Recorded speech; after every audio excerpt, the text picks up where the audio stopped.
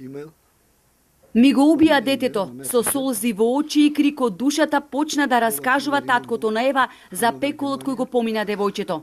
Пропусти во лекувањето се направиле уште на самиот почеток. Наместо да биде лекувана според протокол како високо ризичен случај, таа примала терапија несоодветна за нејзината тешка болест. Згора на тоа, иако Ева веќе 1 година се лекувала, наместо да продолжат со соодветните лекарства за одржување, кои нема да дозволат болеста да се повтори, 3 недели девојчето било оставено без никаква терапија.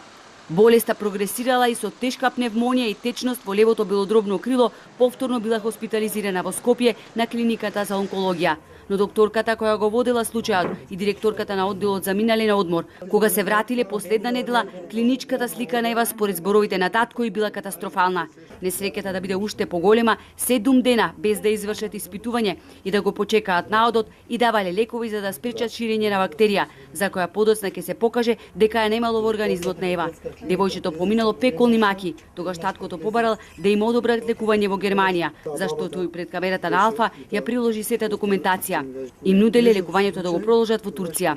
Додека не им дадовме подпис дека не сакаме да го примаме вториот блок, сакаме да замениме Германија, тие не наставија на мира. Секој ден, секое време, секој час идеа и направија да подпишиме. Да, зависевме од нив и подпишавме. Ева, јас не можам никогаш да ја вратам. Ова не сакам на ниту едно дете да се случи.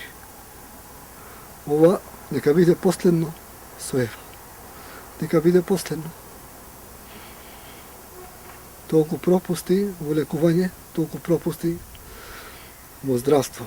Од Фондот за здравство вела дека немале понуда за лекување во Германија. Таткото вели тоа е лага. Докторот од германската клиника побарал само потврда дека Македонскиот фонд за здравство ќе ги уплати парите, но лекарите, директорот на фондот и министерот Филипче останале глуви. Не сакале да пратат потврда со образложение дека било противзаконски средствата наменети за една клиника да се префрлат во друга. Ако не се лечи како што треба, што мислите? Тоа за не е убиство. Министерот не можеше да ме удостои со една средба. Ми се јави секретарката и ми кажа дека